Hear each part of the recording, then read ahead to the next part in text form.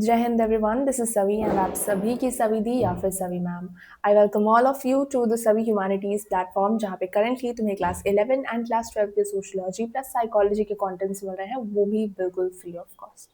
सो आज के इस वीडियो में हम सोशियोलॉजी के क्लास 12 के बुक नंबर 2 के चैप्टर नंबर 1 को कंप्लीट करने वाले हैं। वैसे तो हम लोगों ने ऑलरेडी कंप्लीट कर रखा है, मैंने पूरा का पूरा चैप्टर लाइन बाय लाइन सब कुछ समझा रखा है तुम्हें।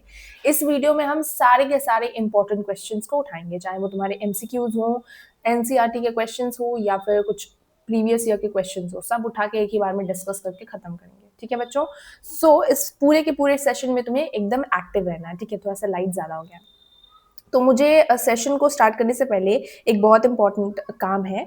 कुछ बच्चों ने मुझे अपने आंसर्स लिखे हैं लास्ट के हमारे जो सेशंस हुए थे सोशियोलॉजी के रैपिड रिवीजन, तो उसमें बच्चों ने आंसर दिए हैं जिनका मैं नाम नहीं ले पाई हूँ। शुभम वर्मा ने आंसर दिया है एंड ऑल्सो वन मोर बच्चा है जिसका नाम है किरत सिंह। इन्होंने भी आंसर दिया है एंड आपका आंसर बिल्कुल सही है या गलत वो तो मैं आपको कमेंट सेक्शन में लिख दूंगी, पर आपका नाम लेना बहुत इंपॉर्टेंट था क्योंकि आपने अच्छे से आंसर दिया है। ठीक है मेरे बच्चों, तुम लोग एक्टिव बनते हो कमेंट सेक्शन में तो मुझे बहुत अच्छा लगता है, मुझे मोटिवेशन मिलती है, इसीलिए तुम्हारा नाम लेना बहुत ज़रूरी था। तो तुम दोनों बच्चों ने बहुत अच्छे से किया है एंड मैं बोलूँगी कि जो हमारे इस सेशन में भी बच्चे होने वाले हैं जो अपने आंसर्स को कमेंट सेक्शन में लिखेंगे, मोस्ट पॉसिबली तुम्हारा भी नेम कॉलिंग हो सकता है इन द नेक्स्ट सेशन। सो याद से जो हमारे एमसीक्यू सेशन होने वाला है उसमें एक्टिव रहना एंड आंसर देते रहना। जानते हो हम लोग एमसीक्यूज कैसे डिस्कस करते हैं? हमारे एमसीक्यूज होंगे, मैं क्वेश्चन तुम्हें समझाऊंगी, फिर आंसर तुम्हें गेस करना है। अगर आंसर राइट होता है तो तुम्हें अपने आप को 1 मार्क देना है as usual. So let's start our session. अगर नए हो तो मैंने तुम्हें फिर भी बता दिया कैसे क्या करना है। हम अपने सेशन को स्टार्ट करेंगे। हम बता दूं मैं तुम्हारे टोटल 12 एमसीक्यूज रहने वाले हैं इस सेशन में। ठीक है बच्चों, 12 एमसीक्यूज रहेंगे। सो अपने फर्स्ट एमसीक्यू से स्टार्ट करेंगे। ओके, सो पहला सवाल है कि प्रोसेस जहां पे हम देखते हैं प्रोडक्शन होता है of shift to machine based inanimate power source is called what. मतलब ऐसा प्रोसेस जहां पे हमारा प्रोडक्शन जो है वो शिफ्ट हो जाता है मशीन बेस से इन एनिमेट पावर सोर्स। इस प्रोडक्शन लेवल पे मतलब मीन्स ऑफ प्रोडक्शन चेंज होता है, राइट। इसमें शिफ्ट आता है, मशीन का एडिशन हो जाता है। पहले हम जो भी काम करते थे वो मेहनत से करते थे, हार्ड वर्क से करते थे, ह्यूमंस को इंक्लूड करके करते थे, लेकिन अब हम मशीन्स का ज़्यादा इस्तेमाल करते हैं, इन एनिमेट पावर्स का ज़्यादा इस्तेमाल करते हैं। सो इस प्रोसेस को हम क्या कहते हैं? फर्स्ट, क्या इसे हम ग्लोबलाइजेशन कहते हैं? सेकंड, क्या इसे हम इंडस्ट्रियलाइजेशन कहते हैं? थर्ड, क्या इसे हम कॉलोनलिज्म कहते हैं? या फिर डी, हम इसे कैपिटलिज्म कहते हैं? And the right answer you have to write in the comment section, या फिर अपने माइंड में गेस कर लो एंड अपने आप को पॉइंट देना है जब मैं आंसर राइट बोलूँ तो। सो अपना आंसर तुम लोगों ने सोच लिया होगा। अब मैं आंसर राइट बताती हूँ और तुम्हें मैच करना है कि इफ यू वर राइट और wrong, and on that basis तुम्हें अपने आप को मार्क्स देना है। Okay, so the right answer is yes, the right answer is industrialization. Industrialization एक ऐसा प्रोसेस है जहां पे हम क्या करते हैं, इंडस्ट्रीज मशीन्स का इस्तेमाल करना शुरू कर देते हैं, इन एनिमेट ऑब्जेक्ट्स का इस्तेमाल करना, पावर सोर्सेस का इस्तेमाल करना शुरू कर देते हैं। राइट बच्चों, दूसरा क्या है? इस्टेब्लिशमेंट होता है of rule by one country over another. इस प्रोसेस को हम क्या कहते हैं? First, imperialism, second, feudalism, third, nationalism, या फिर fourth, cultural diffusion. And the right answer is very good. Answer बहुत आसान था, आंसर है इंपीरियलिज्म। अगर तुम्हारे ऑप्शन में कॉलोनियलिज्म दिया होता तो वो राइट आंसर होता, लेकिन यहाँ पे कॉलोनियलिज्म नहीं है तो imperialism will be the right answer. दोनों में थोड़ा सा डिफरेंस होता है बट बहुत ज्यादा डिफरेंस नहीं होता है। ठीक है, सो क्या डिफरेंस होता है ये तुम्हें कमेंट सेक्शन में लिखना है। अगर तुम्हें नहीं पता होगा तो हम नेक्स्ट सेक्शन में या नेक्स्ट वीडियो सेशंस में, लाइव सेशंस में हम डिस्कस कर लेंगे उसे भी। ठीक है बच्चों, नेक्स्ट है हमारा third question, which is which of the following is the paradox of colonialism in India. Paradox मतलब क्या होता है, हम लोगों ने डिस्कस किया था। पैराडॉक्स मतलब होता है कि कोई ऐसा सिचुएशन, मतलब मैं बोल तो कुछ और रही हूँ पर उसका मीनिंग कुछ और निकल रहा है, ऐसा होता है पैराडॉक्स। ठीक है, वेल सो ऑप्शन नंबर ए क्या बोल रहा है? इंडियंस जो हैं they lived under colonial rule while reading about western liberalism and freedom. जब हमें ब्रिटिशर्स ने हम पर रूल कर रहे थे, हम पे राज कर रहे थे, तो क्या हो रहा था कि हम इंडियंस, हम कॉलोनियल रूल में तो थे पर साथ में हम पढ़ रहे थे कि जो ब्रिटिशर्स हैं अपनी कंट्री में लिबरलिज्म एंड फ्रीडम का यूज कर रहे हैं, जैसे प्रिंसिपल्स के बारे में बात कर रहे हैं। दूसरा, ब्रिटिश जो है कंप्लीटली डिस्ट्रॉय कर दिए थे हमारे ट्रेडिशनल प्रैक्टिसेस को। या फिर तीसरा, इंडिया को गेन हुआ independence before knowing western thought, या फिर option D which is a British government promote कर रहे थे Indian languages over English? And the right answer बहुत आसान है, इजंट इट? पैराडॉक्स मतलब जैसे मैंने बोला कि तुम बोल कुछ और रहे हो पर मीनिंग कुछ और है। ब्रिटिशर्स फॉलो तो हमारे ऊपर क्या कर रहे थे, कलोनियलिज्म, हम हमारे देश के लोगों के फ्रीडम्स, लिबरलिज्म छीन के फिर अपने कंट्री में डिस्कशन कर रहे थे, डिबेट्स कर रहे थे about these ideas and principles. So this is what known as paradox, जो कि वो कर रहे थे। एंड यही तुम्हारा राइट आंसर होगा, option number A of this question. So I hope सबको अभी तक 3 आउट ऑफ 3 मिलता गया है। नेक्स्ट क्वेश्चन है, which of the following was not a change introduced under British colonialism in India? British colonialism in India में क्या ऐसा चेंज है जो ब्रिटिशर्स ने नहीं लाया था? इन ऑप्शंस में से तुम्हें बताना है। सो पहला, उन्होंने हमारे लैंड ओनरशिप लॉज में चेंजेस लाए। दूसरा चेंज लाया उन्होंने in the production and distribution system, या फिर तीसरा उन्होंने इंटरफेयर ही नहीं किया इन द लोकल मार्केट, या फिर चौथा इंट्रोडक्शन ऑफ मॉडर्न इंस्टीट्यूशन। तुम्हें याद होगा हम लोगों ने स्ट्रक्चरल चेंज वाले चैप्टर में क्या पढ़ा था, हमारे स्ट्रक्चर में कैसे उन्होंने चेंज लाया, हमारे मार्केट्स, हमारे लैंड, हमारे प्रॉपर्टी, हमारे कल्चर्स, हमारे लैंग्वेज, हमारी सभ्यता, मतलब कैसे उन्होंने हर चीज़ में इंटरफेरेंस किया एंड काफ़ी ज़्यादा चेंजेस लाए, डिस्ट्रॉय भी किया कुछ चीज़ें, राइट? सो ये सारी चीज़ हम लोगों ने पढ़ी। हम लोगों ने पढ़ी थी अबाउट इंडस्ट्रियलाइजेशन एंड अर्बनाइजेशन, इन सभी के बारे में, इन दोनों के बारे में मेनली हम लोगों ने डिटेल में पढ़ा था, right? Tea plantation in Assam and tea plantation के बारे में थोड़ा और पढ़ा था, राइट? तो तुम आंसर बता सकते हो बहुत आसानी से, एंड इसका आंसर है यस, ऑप्शन नंबर सी। ऐसा तो था नहीं कि उन्होंने हमारे मार्केट्स पे बिल्कुल भी इंटरफेरेंस नहीं किया, मार्केट पे सबसे ज्यादा इंटरफेरेंस किया था, we can say, right? So this is the reason why this is the right answer. Fifth question क्या है, विच region of India was most noted for tea gardens during colonial times? यानी कि ऐसा कौन सा रीजन था इंडिया का जहाँ पे सबसे ज्यादा टी गार्डन्स अवेलेबल थी, या कॉलोनियल टाइम में सबसे ज्यादा टी प्लांटेशन की जा रही थी? ए तमिलनाडु, बी केरला, सी आसाम, या D Gujarat? And the right answer is very easy. हम लोगों ने बुक में पढ़ा था आसाम के बारे में, क्या आसाम एक अकेला ऐसा एरिया था जहाँ पे टी प्लांटेशन सबसे ज्यादा किया जा रहा था, and it was the first reason जहाँ पे टी प्लांटेशन स्टार्ट भी हुआ था। सिक्स्थ क्वेश्चन क्या है, असर्शन रीजन क्वेश्चन है। बच्चों असर्शन रीजन में थोड़ा सा कंफ्यूजन होता है, तो इसे ध्यान से देखो कि कैसे सॉल्व करते हैं, ठीक है? सो फर्स्ट तुम्हारा असर्शन क्या बोल रहा है कि व्हाट मार्क कैपिटलिज्म? कैपिटलिज्म को किसने मार्क किया from the beginning? Was it's dynamism. Capitalism में डायनामिज्म देखने को मिलता है, जिसमें हम देखते हैं कैपिटलिज्म में एक ऐसा पोटेंशियल था जिसकी वजह से वो ग्रो हुआ, एक्सपैंड हुआ, इनोवेट करा था। एंड इसके अंदर जब हम टेक्नोलॉजी का इस्तेमाल कर रहे थे, लेबर का इस्तेमाल कर रहे थे, तो इससे हमारे प्रोडक्शन काफ़ी ज़्यादा अच्छा हुआ और इससे हमें काफ़ी ज़्यादा प्रॉफिट अर्न करने को मिला। Okay, this is what it is written in assertion. Reason में क्या बोला है कि कैपिटलिज्म, सबसे पहले देखना होता है कि असर्शन जो है वो रीजन से कनेक्टेड है या नहीं है। अगर कनेक्टेड नहीं है तो मतलब कौन सा ऑप्शन होगा, या तो सी होगा या तो डी होगा। ओके, अगर कनेक्टेड है तो इन दैट सेंस या तो ए होगा या तो बी होगा।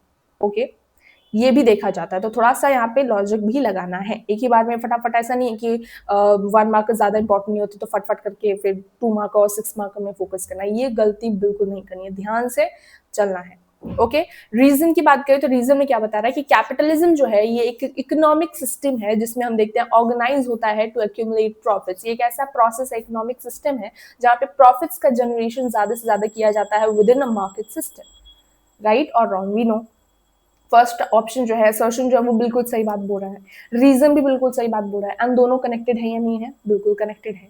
आप बताओ कि दोनों में कनेक्शन भी है, दोनों कनेक्टेड भी है, सो highly possible that which is the right answer yes, option number A. Option number ए इसलिए करेक्ट है क्योंकि हम देख रहे हैं कि असर्शन भी सही बोल रहा है, रीजन भी सही बोल रहा है, और रीजन जो है वो सही तरीके से एक्सप्लेन कर रहा है असर्शन को, रीजन एक्सप्लेन कर रहा है असर्शन को, and this is the reason why your this option is right.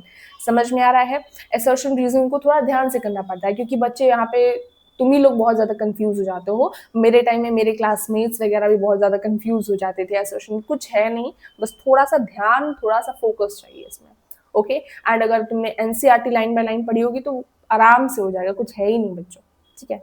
So 7th question में चलें।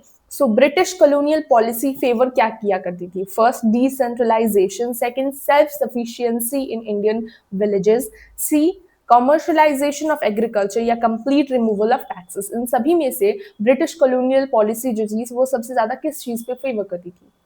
And the right answer is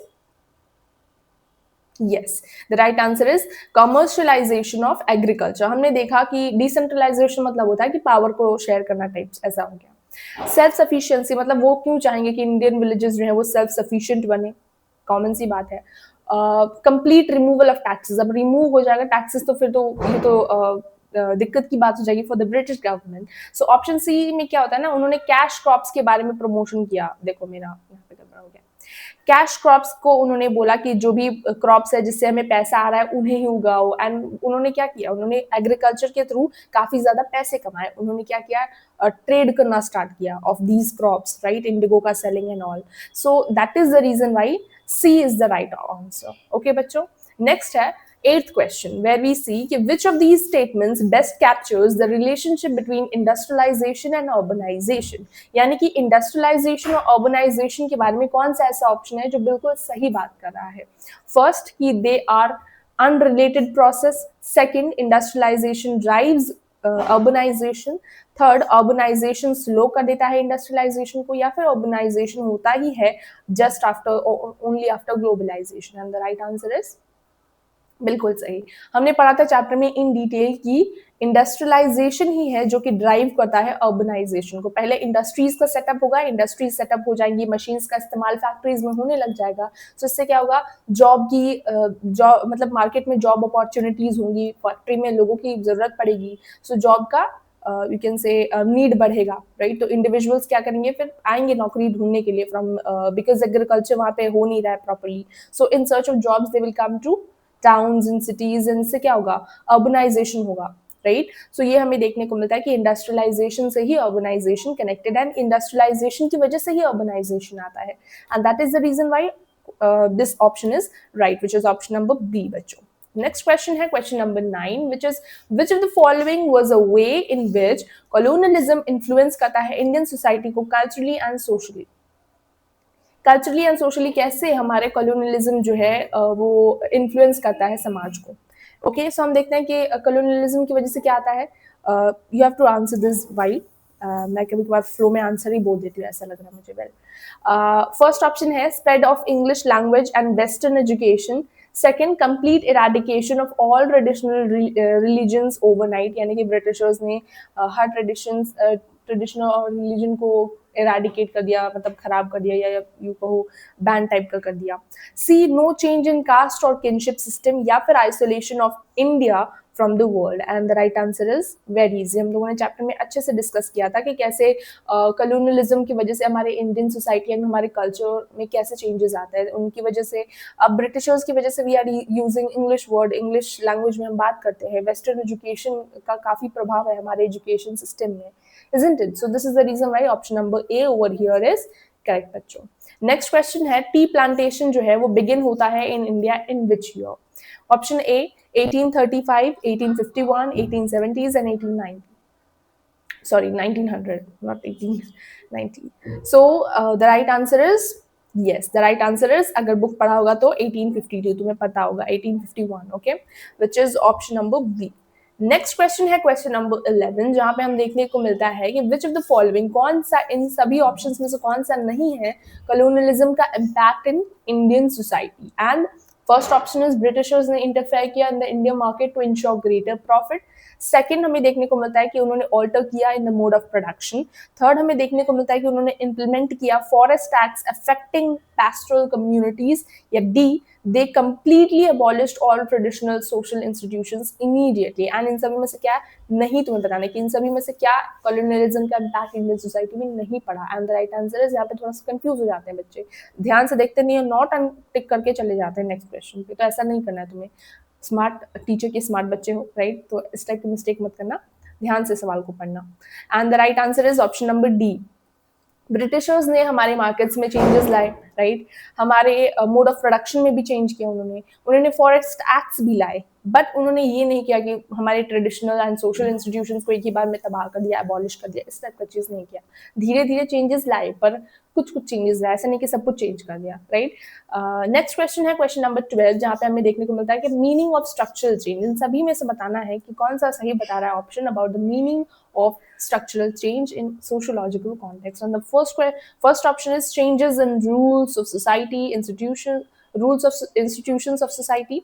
या फिर दूसरा टेक्निकल चेंज ओनली, या फिर तीसरा changes in external elements of society, या फिर option number D change in personal attitude. And the right answer is बिल्कुल सही, ऑप्शन नंबर ये। हमें स्ट्रक्चरल चेंज मतलब क्या होता है? हमारे समाज के स्ट्रक्चर में चेंज आना, हमारे सोसाइटी में चेंज आना, सोसाइटी के जो भी संस्थाएं हैं, राइट, जो भी रूल्स रेगुलेशंस बनाती हैं, जो हमारे बिहेवियर को रेगुलेट करती है, उन सब में चेंजेस आना, right. It can be changes in our education, हमारे पॉलिटिक्स में चेंज आना। हम लोगों ने सोशल इंस्टीट्यूशन पढ़ा था, मैंने पढ़ाया था क्लास 11 में, अगर तुम्हें याद होगा तो उन सभी इंस्टीट्यूशंस में चेंज आना, इसे हम कहेंगे स्ट्रक्चरल चेंज। हमारे फैमिली के स्ट्रक्चर में चेंज आया, बेसिक एग्जांपल है इंडस्ट्रीज में, ऑर्गेनाइजेशंस, ये सभी एग्जांपल है, राइट। सो अभी तक हम लोगों ने 12 एमसीक्यू डिस्कस किया है।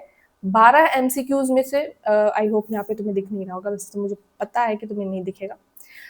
इसमें से आई होप तुम्हें 12 में से कितने मिले होंगे? 12 मिले होंगे। जितना भी मिला है कमेंट सेक्शन में अभी वीडियो पॉज करके तुम्हें अपने मार्क्स को लिखना है। उसके बाद हम मूव करेंगे नेक्स्ट तुम्हारे एनसीईआरटी के टेक्स्ट बुक के क्वेश्चंस आंसर्स को डिस्कस करेंगे। क्योंकि क्या होता है ना कि मेरे साथ भी ऐसा हो रखा है और तुम लोग के साथ भी ऐसा होता रहता है अक्सर, कि टीचर्स जो है ना वो कहाँ से क्वेश्चन देती है? डायरेक्टली तुम्हारे एनसीईआरटी के क्वेश्चन देती है, एंड तुम एनसीईआरटी के क्वेश्चन का ही आंसर नहीं लिख पाते। ऐसा होता है बहुत जनरली। ये ना हो तुम्हारे साथ, इसलिए we are going to discuss NCERT questions first.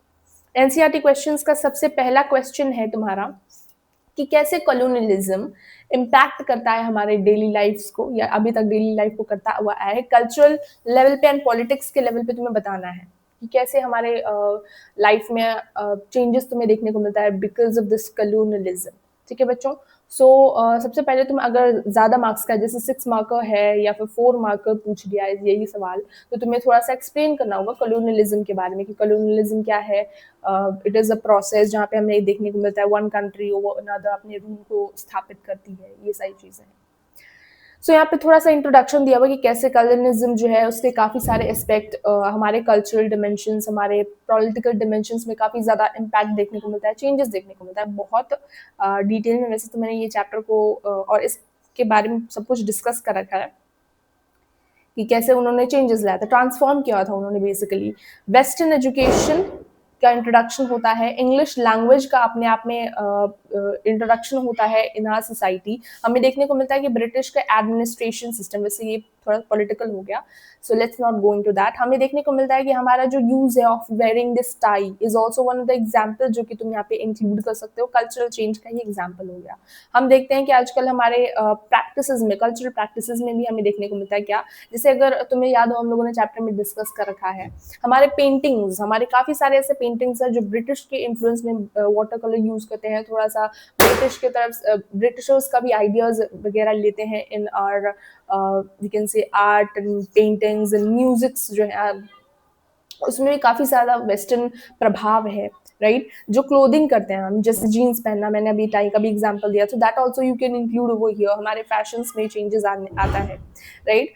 ये सारी चीज़ें तुम लिख सकते हो कि कैसे इन सभी चीज़ों की वजह से हमारे समाज में बहुत ज़्यादा चेंजेस आए। अभी तुम देखते हो कि इंग्लिश जो है वो बहुत ज़्यादा, मतलब सिर्फ स्कूल्स में यूज़ नहीं होता, तुम दुकान के नामों को भी ध्यान से देखो तो उसमें भी इंग्लिश घुसाया हुआ है, राइट। ये सारी चीज़ें हैं, अगर तुम्हें याद हो हम लोगों ने चैप्टर में डिस्कस किया था। वो सारी चीजें तुम इंक्लूड कर सकते हो। जब हम बात करते हैं पॉलिटिकल इम्पैक्ट की, तो पॉलिटिकली क्या चेंजेस देखने को मिलते हैं, जैसे ब्रिटिशर्स के ही या यू को वेस्टर्न आइडिया ही था which we are reading till now, liberty, equality, fraternity, इस टाइप का आइडियाज कहाँ से आता है? वेस्ट से आता है, ब्रिटिश से आता है। तो ब्रिटिशर्स का इम्पैक्ट पड़ता है हमारी कंट्री में, जिसकी वजह से हम इंडिपेंडेंस के बारे में डिमांड करते हैं। इंडिपेंडेंस के बाद हमारी कंट्री डेमोक्रेटिक क्यों है? बिकॉज ऑफ दिस कॉलोनियलिज्म, जिसने हमें कहीं ना कहीं पॉलिटिकल अवेयरनेस दिया, एंड कहीं ना कहीं इसने हमारे मूवमेंट्स को यू कैन से शेप किया है, राइट? हमारे फ्यूचर जो रूल था उसे भी मोटिवेट किया है। So these are the things which you can write. हमें देखने को मिलता है इन द कंक्लूजन कि कॉलोनियलिज्म जो है वो मल्टी फेसेड रहा है। इससे काफ़ी सारे एडवांटेजेस रहे हैं, काफ़ी सारे डिसएडवांटेजेस भी हैं। एडवांटेजेस की बात करें तो अभी हम देखते हैं कि हमारे कल्चरल एक्सचेंज, ये सारी चीज़ें हमें देखने को मिलती है, राइट? सो फाउंडेशन है, it is a foundation for our we can say that administration, law and order, इन सभी में हमें ब्रिटिशर्स के बनाए हुए रूल्स एंड रेगुलेशंस अभी भी फॉलो होते हुए दिखते हैं। And we also see that modern जो गवर्नेंस है वो भी इम्पैक्टेड है from this you can say west, right? So ये सारी चीज़ें तुम अपने आंसर में इंक्लूड कर सकते हो। अगर आंसर ज़्यादा है, बड़ा है, डिटेल है, so you can include these points as well, ठीक है? नेक्स्ट क्वेश्चन तो जो तुम्हारे एनसीईआरटी बुक में पूछा है कि कैसे इंडस्ट्रियलाइजेशन और अर्बनाइजेशन लिंक्ड प्रोसेस है। सो यहाँ पे तुम्हें वही एक्सप्लेन करना है। अगर ये 6 मार्क में आता है तो ये जो आंसर मैंने लिख रखा है यहाँ पे, ये हूबहू छाप आओगे तो भी काम बन जाएगा। जैसे छापाओगे इन द सेंस तुम्हें ध्यान देना है कि कैसे आंसर को लिखते हैं। सबसे पहले क्या करते हैं, अगर 6 मार्क का है तो एक पॉइंट हो जाएगा तुम्हारा इंट्रोडक्शन, ठीक है? दूसरा पॉइंट हो जाएगा तो मेन बॉडी को एक्सप्लेन कर दो, ठीक है? तीसरा हो जाएगा तुम्हारा ऐसे ही कंटिन्यू करो, मेन पॉइंट्स के बारे में और ज़्यादा एक्सप्लेन करो इन एटलीस्ट 3 पॉइंट्स। तो 2, 3, 4 तुम अपने मेन बॉडी को एक्सप्लेन करने में लगा दो, ठीक है? 5 में तुम एग्जाम्पल दे सकते हो क्योंकि टीचर्स को एग्जाम्पल बहुत पसंद होते हैं, मार्क्स मिलते हैं उससे। एंड 6 पॉइंट में तुम्हें कंक्लूजन लिख सकते हो। ये एक आंसर राइटिंग का फॉर्मेट है। हर मान लो तुम ये एक छोटा सा स्ट्रक्चर मैं बता रही हूँ फॉर 6 मार्कर, क्योंकि 6 मार्कर में हमेशा डाउट आ जाता है कि कैसे लिखे, मैम समझ नहीं आता। सो इसलिए मैं एक बता रही हूँ। और ये जो आंसर राइटिंग मैं दिखा रही हूँ वो भी इसलिए है कि ताकि तुम थोड़ा सा आइडिया ले सको कैसे तुम्हें आंसर एग्जाम में लिख के आना है। वेल, मीनिंग ऑफ इंडस्ट्रियलाइजेशन समझ जाओ तो इंडस्ट्रियलाइजेशन यहाँ पे सबसे पहले एक्सप्लेन किया कि इंडस्ट्रियलाइजेशन होता क्या है। एक ऐसा प्रोसेस जहाँ पे हम देखते हैं मशीन्स का इस्तेमाल होने लग जाता है in our production system, right? जिसकी वजह से ये कैसा, ये इसका मतलब you can say industrialization is a result, किसके रिजल्ट है? इन फैक्ट्री बेस्ड प्रोडक्शन में हमें देखने को मिलता है लार्ज स्केल प्रोडक्शन हो रहा है। मीनिंग ऑफ अर्बनाइजेशन को फिर एक्सप्लेन करेंगे। पहला पॉइंट में ये था, दूसरे पॉइंट में तो मीनिंग ऑफ अर्बनाइजेशन को एक्सप्लेन कर दो कि अर्बनाइजेशन क्या है। इट इज अ प्रोसेस जहाँ पे हमें देखने को मिलता है टाउन्स एंड सिटीज ग्रो करती हैं एंड लोग जो है, पॉपुलेशन जो है वो अर्बन एरियाज में आ रहे होते हैं, रह रहे होते हैं, यहाँ पे जॉब्स के लिए आते हैं in search of from the rural areas. All these things तुम आंसर में इंक्लूड कर सकते हो, राइट? सो ये पॉइंट तुम एक्सप्लेन कर दोगे। तीसरा तो मेन सवाल जो पूछा है उसके बारे में बताने लग जाओगे कि क्या लिंक, मतलब क्या लिंकेज है दोनों के बीच। सो इंडस्ट्रीज की वजह से, जैसे अभी मैं थोड़ी देर पहले एक्सप्लेन करके आई हूँ, इंडस्ट्रीज की वजह से क्या हो रहा है, यू कैन से सिटीज का ग्रोथ होने को देखने को मिलता है, माइग्रेशन हो रहा है, right? Then economic diversification, jobs की अपॉर्चुनिटीज आ रही हैं, डिमांड आ रही है for the services. Then we also see कि कहीं ना कहीं हमारे जो इंडस्ट्रियलाइजेशन है उसी की वजह से इंडस्ट्रीज में क्या रिक्वायर हो रहा है, railways in ports in roads in सभी का ज़रूरत पड़ रहा है, जो कि अर्बन सेटलमेंट से बहुत ज़्यादा प्रमोट होता है, राइट? सो ये सारे पॉइंट्स तुम लिख सकते हो। फिर तुम थोड़ा सा हिस्टोरिकल एविडेंस दे सकते हो या फिर मतलब इसी के पॉइंट के बारे में और थोड़ा सा एक्सप्लेन कर सकते हो, एक एग्जाम्पल दे सकते हो एंड देन फाइनली कंक्लूड कर सकते हो, ठीक है? तो ये एक 6 मार्कर का एग्जाम्पल मैं दे रही हूँ। हिस्टोरिकल एग्जाम्पल जैसे कि बताया हुआ है कि कैसे बॉम्बे जो था, Bombay was a you can से प्लेस जो कि इंडस्ट्रियल सेंटर था, राइट? हमें यहाँ पे क्या देखने को मिलता था, Calcutta is also one of the example जो कि मेजर अर्बन हब्स बन गए, राइट?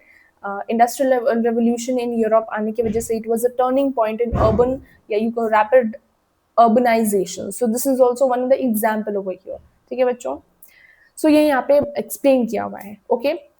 थोड़ा सा अगर मैं डिटेल में बता दूंगी तो वीडियो ज़्यादा लंबा हो जाएगा। अगर तुम्हें समझना है तो कमेंट सेक्शन में तुम मुझसे पूछ सकते हो। Also in Instagram also you can connect with me, savi.mam करके मैंने अकाउंट बनाया है तुम ही लोगों के लिए, ताकि तुम मुझसे डाउट पूछ सको एंड कनेक्ट हो सको, ओके? फिफ्थ पॉइंट में थोड़ा सा एक्सप्लेन कर दोगे, या यू को कंक्लूजन दे दोगे कि urbanization and industrialization they are not separate, but ये दोनों एक साथ ही चलते हैं एंड एग्रेरियन सोसाइटी से मॉडर्न इंडस्ट्रियल सोसाइटी तक दे हैव अ लिंकेज। तीसरा क्वेश्चन क्या है, ये थोड़ा सा तुम्हारा तुमसे अपनी राय मांग रहा है कि तुम जहाँ पे रहते हो उसके बारे में बताओ। जहाँ तुम रहते हो क्या वो सिटी है, उसमें ग्रोथ है एक्सेट्रा, ये सारी चीज़ें हैं। तो ये एग्जाम के पॉइंट ऑफ व्यू से इतना इंपॉर्टेंट नहीं था, that is the reason I am not going this question. Well, इसके बाद भी तुम अब चाहो तो इन क्वेश्चन का आंसर दे सकते हो, ओके? नेक्स्ट है तुम्हारा रिपीटेड क्वेश्चन जो कि तुम्हारे बोर्ड एग्जाम्स में पूछे गए हैं, 1 या 2 मार्क के हिसाब से तुमसे बेसिकली पूछा जा सकता है कॉलोनियलिज्म क्या है। वैसे तो बहुत कम चांसेस हैं, बट फिर भी पूछा जा सकता है। एमसीक्यूज में भी पूछा जा सकता है बच्चों, एंड 2 मार्कर में भी पूछा जाता है इस टाइप के क्वेश्चन। ओके, डायरेक्टली भी पूछ लेगा, इनडायरेक्टली मोस्टली पूछता है, क्योंकि सीबीएसई बोर्ड है ना बच्चों, तो सीबीएसई में डायरेक्टली कुछ नहीं पूछेगा कि तुम व्हाट इज दिस बता दो, ठीक है, इसको घुमा के क्वेश्चन पूछेगा। Okay, so in that sense तुम्हें समझना पड़ेगा कि ये पूछ क्या रहा है सवाल, तो सवाल को थोड़ा ज्यादा ध्यान से पढ़ना होगा। ओके, यहाँ पे पूछा है कॉलोनियलिज्म क्या है, तो तुम अच्छा एक्सप्लेन कर दो। कॉलोनियलिज्म एक ऐसा प्रोसेस है जहाँ पे पॉलिटिकल एंड इकोनॉमिक कंट्रोल मिलता है of one country over another, right. जैसे ब्रिटिशर्स जो है वो रूल करने लगे थे, and economy, society and institutions को इंडिया कंट्रोल भी करने लग गए थे, राइट। इंडस्ट्रियलाइजेशन क्या है, एक ऐसा प्रोसेस है जहाँ पे अगेन मैं बोल चुकी हूँ कितने बार ही कि मशीन्स का इस्तेमाल होता है, इनएनिमेट सोर्सेस का इस्तेमाल होता है इन दी इंडस्ट्रीज, जिसकी वजह से प्रोडक्शन और ज़्यादा एफिशिएंट तरीके से किया जा सके। अर्बनाइजेशन क्या है, इट इज़ अ प्रोसेस जहाँ पे हम देखते हैं ग्रोथ होता है of towns in cities and increase होता है of proportion of people living in that area. दूसरा क्वेश्चन क्या है तुम्हारा नेक्स्ट क्वेश्चन, जिस काइंड ऑफ शॉर्ट क्वेश्चन जो कि मेनली 4 मार्कर टाइप के बन सकते हैं, कि कैसे कॉलोनियलिज्म स्ट्रक्चरल चेंज लाता है इंडियन सोसाइटी में। बहुत इंपॉर्टेंट सवाल है कि कैसे कॉलोनियलिज्म से स्ट्रक्चरल चेंज आया। हम लोगों ने पढ़ा था कि कॉलोनियलिज्म स्ट्रक्चरल चेंज कैसे लाता है। कॉलोनियलिज्म ने हमारे इंडियन सोसाइटी में चेंजेस लाए इन मेनी वेज। इंट्रोडक्शन है छोटा सा। क्या किया उन्होंने, हमारे लैंड के लॉज को चेंज किया, जैसे जमींदारी सिस्टम ला दिया, लैंड रेवेन्यू सिस्टम्स लाए। तुम और भी कुछ पॉइंट्स लिख सकते हो, जैसे हम लोगों ने पढ़ा था काफी सारी चीजें, प्राइवेटाइजेशन कर दिया ऑफ लैंड, ठीक है। सो ये सारे पॉइंट भी तुम लोग लिख सकते हो, इंक्लूड कर सकते हो। ओके बच्चों, कॉमर्शलाइजेशन कर दिया ऑफ क्रॉप्स, जैसे कि उन्होंने कैश क्रॉप्स पे ज्यादा फोकस किया rather than rice and wheat जैसे मेन इंपॉर्टेंट क्रॉप्स। इंट्रोडक्शन किया ऑफ द मॉडर्न इंस्टीट्यूशन, जैसे ब्यूरोक्रेसी का इंट्रोडक्शन करते हैं वो, रेलवेज, कोर्ट्स एंड एजुकेशन, ताकि वो और ज्यादा अच्छे तरीके से गवर्नेंस कर पाए। उन्होंने क्लास का, नए क्लास का यू कैन से क्रिएट किया, जैसे कि इंडस्ट्रियल वर्कर्स इनकी वजह से आए। मिडिल क्लास का जो इमर्जेंस है वो भी इनके कंट्रीब्यूशन से हुआ है। नेक्स्ट क्वेश्चन है, एक्सप्लेन करना होगा तुम्हें paradox of colonialism in India. ये 2 मार्कर में पूछा जा सकता है, एंड लक अच्छा रहा तो 4 मार्क में भी पूछा जा सकता है, डिपेंड ऑन। वेल, पैराडॉक्स की बात करें तो कॉलोनियलिज्म का पैराडॉक्स क्या था, वही था कि paradox it was all that हमें देखने को मिलता है कि इंडिया जो था, इंडिया में ब्रिटिशर्स कॉलोनी बना के रखा था उन्होंने, ब्रिटिशर्स ने। एंड वी वर स्टडिंग कि वाइल दे वर लाइक हमें तो कॉलोनी बना ली है, हमें स्लेव्स की तरह ट्रीट कर रहे हैं, बहुत बुरा ट्रीट कर रहे हैं, while in their home country वो क्या कर रहे हैं, freedom, equality, democracy and liberalism के बारे में बात करते हैं, डिस्कशंस एंड डिबेट्स करते हैं। जब हम हमारे जो थिंकर्स हैं उन्होंने इनके बारे में रीड किया तो पता चलता है, right. So this was the paradox. Indians जो थे वो पॉलिटिकली बहुत ज्यादा इंस्पायर हुए बाय द वैल्यूज, एंड जिसकी वजह से इंडिपेंडेंस के लिए फाइट भी किया उन्होंने। लेकिन पैराडॉक्स क्या था कि they were talking about freedom and equality, while हमें वो किस तरीके से ट्रीट कर रहे थे, इंडिया को कॉलोनी बना के रख रहे थे, किसी और कंट्री का फ्रीडम ले रहे थे, लिबर्टी ले रहे थे। तो this was the paradox situation, ठीक है। सो 2 पॉइंट में तुम एक्सप्लेन कर सकते हो, point number 1, point number 2, bulletin बना सकते हो, नंबरिंग लिख सकते हो। बेस्ट होगा बुलेटिन बनाओ, क्योंकि नंबरिंग थोड़ा टीचर को उतना इम्प्रेसिव नहीं लगेगा in your answer writing, while bulletin जितने, बुलेटिन मतलब पॉइंट वगैरह बना देना, एरोज बना देना, इस टाइप के बनाओगे तो और अच्छा लगेगा आंसर में। वेल, एक्सप्लेन करो 2 फीचर्स ऑफ इंडस्ट्रियल सोसाइटी। तो 2 फीचर क्या हो सकते हैं हमारे इंडस्ट्रियल सोसाइटी के। पहला, मशीन बेस, ये इंपॉर्टेंट है अगेन फॉर 2 मार्कर, ठीक है। क्वेश्चन क्या पूछा कि मशीन बेस्ड जो प्रोडक्शन है हमारा, ये मतलब बताओ 2 फीचर्स इंडस्ट्रियल सोसाइटी के। तो पहला हमें देखने को मिलता है मशीन बेस्ड प्रोडक्शन, या यू को industrialisation as a short. And दूसरा हमें देखने को मिलता है अर्बनाइजेशन, जहाँ पे हमें देखने को मिलता है कि ग्रोथ होता है of cities due concentration of industries and jobs etcetera.